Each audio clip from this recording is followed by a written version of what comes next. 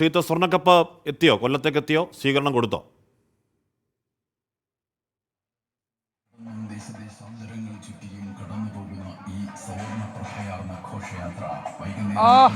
സ്വർണ്ണക്കപ്പാണ് ഹാഷ്മി നമ്മുടെ ദൃശ്യങ്ങളിൽ കാണുന്നത്. വലിയ ആവേശത്തോടുകൂടി കൊല്ലം കുളക്കടയിലേക്ക്, അതിർത്തിയാണ്, കൊല്ലം കുളക്കടയിലേക്ക് ഇതാ സ്വീകരിച്ച് കഴിഞ്ഞു. എന്തായാലും അല്പസമയത്തിനകം തന്നെ ഇത് ഇവിടെ ഒരു ഉച്ചഭക്ഷണത്തിനായി ഒരു വിശ്രമമുണ്ട്. ഉച്ചഭക്ഷണത്തിന് ശേഷം അതിനുശേഷമായിരിക്കും ഈ സ്വർണ്ണക്കപ്പ് കൊണ്ടുവരുന്ന ആളുകൾ കൊട്ടാരക്കര വഴി അങ്ങനെ ചിന്നക്കടയിലേക്ക് എത്തിച്ചേരുക, ആശ്രാമത്തേക്ക് എത്തിച്ചേരുക. എന്തായാലും വലിയ തോതിലൊരു ആവേശം കാണുന്നുണ്ട്.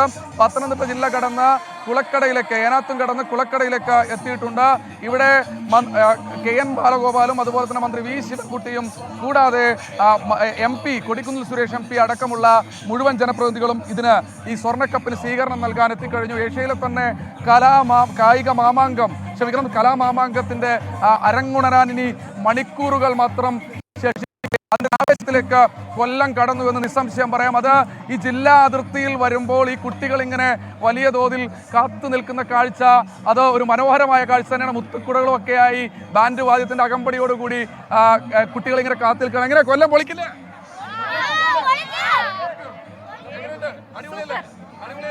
സ്വർണ്ണക്കപ്പ് കണ്ടോ?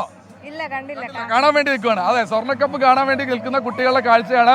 ഇതാ കണ്ടില്ലേ, വലിയ ആവേശത്തിലാണ്. എങ്ങനെ, ഉഷാറല്ലേ? ആര് കപ്പടിക്കും? കൊല്ലം കപ്പടിക്കും. കൊല്ലം കപ്പടിക്കും എന്ന് പറയുന്ന ഇവിടുത്തെ NCC കേഡറ്റുകളാണ് കാണുന്നത്. എന്തായാലും ഇത് ഇന്ന് വൈകുന്നേരത്തോടു കൂടി മാത്രമേ അങ്ങോട്ട് എത്തിച്ചേരുകയുള്ളൂ. ഉള്ള വലിയ പ്രതികരണങ്ങൾ ഇവിടെ കാണാൻ കഴിയുന്നു.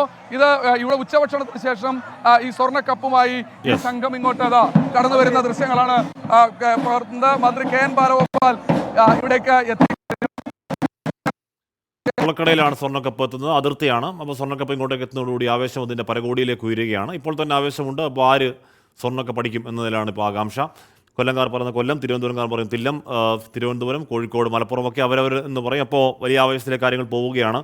സവാദ് പേരപ്പുറം ചോദിക്കുകയാണ്, ഈ പഴയിടം തന്നെയല്ലേ പറഞ്ഞത് ഇനി അടുത്ത കൊല്ലം താൻ പാചകം ചെയ്യൂല എന്ന് പറഞ്ഞു. ചേട്ടാ, അഭിപ്രായം ഇരുപോലൊക്കെ അല്ല. ബാബു പട്ടാഴി പറയുന്നു പഴയിടത്തിൽ ജോലി ചെയ്യാൻ അനുവദിക്കുക, പുള്ളിയെല്ലാം ഭംഗിയായി ചെയ്തോളൂ എന്ന് പറയുന്നു. അപ്പോൾ എന്തായാലും അതിനകത്തൊരു തർക്കം വേണ്ട, കാര്യങ്ങൾ വളരെ ഭംഗിയായി നടക്കട്ടെ. മന്ത്രി KN ബാലഗോപാൽ സ്വർണ്ണക്കപ്പിനെ അനുഗമിക്കുകയാണ്. സ്വർണ്ണക്കപ്പിനെ സ്വീകരിച്ച് ആനയിക്കുകയാണ് ഇങ്ങോട്ടേക്ക്. കോഴിക്കോട് നിന്ന് വരുന്ന സ്വർണ്ണക്കപ്പാണ്. കുളക്കട എന്ന് പറയുന്ന അതിർത്തിയിൽ വെച്ചാണ് സ്വർണ്ണക്കപ്പിനെ സ്വീകരിച്ച് അത് കൊല്ലം ഏറ്റെടുത്ത് കൊല്ലത്തിൻ്റെ മന്ത്രിയായ ശ്രീ KN ബാലഗോപാൽ അതിനെ ആനയിക്കുന്നത് ഇങ്ങോട്ടേക്ക്. ശ്രീകുമാർ തുടർന്ന്. ശ്രീത്ത്, ആനയിക്കുകയാണ് മന്ത്രി അല്ലേ?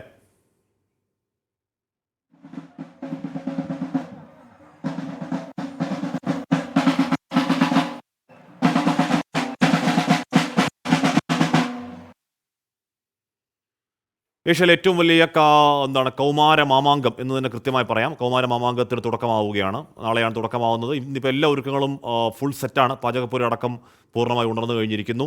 എല്ലാ പ്രതിഭകളും കൊല്ലത്തേക്ക് ഇപ്പോൾ എത്തിയിട്ടുണ്ട്.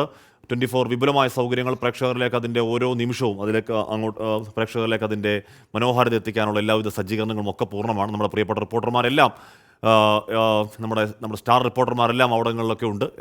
ഓരോ സ്പന്ദനം അവിടുന്ന് പകർത്തിയെടുത്ത് പ്രേക്ഷകരിലേക്ക് എത്തിക്കും. എന്തായാലും ഇനിയുള്ള കുറച്ചധികം ദിവസങ്ങൾ കൊല്ലത്തിന് ആഘോഷമാണ്. സമാനതകളില്ലാത്ത വലിയ ആഘോഷ ദിനരാത്രങ്ങളിലേക്ക് പോവുകയാണ് കൊല്ലം. 24 അഞ്ചിന്റെ വജ്രത്തിളക്കം.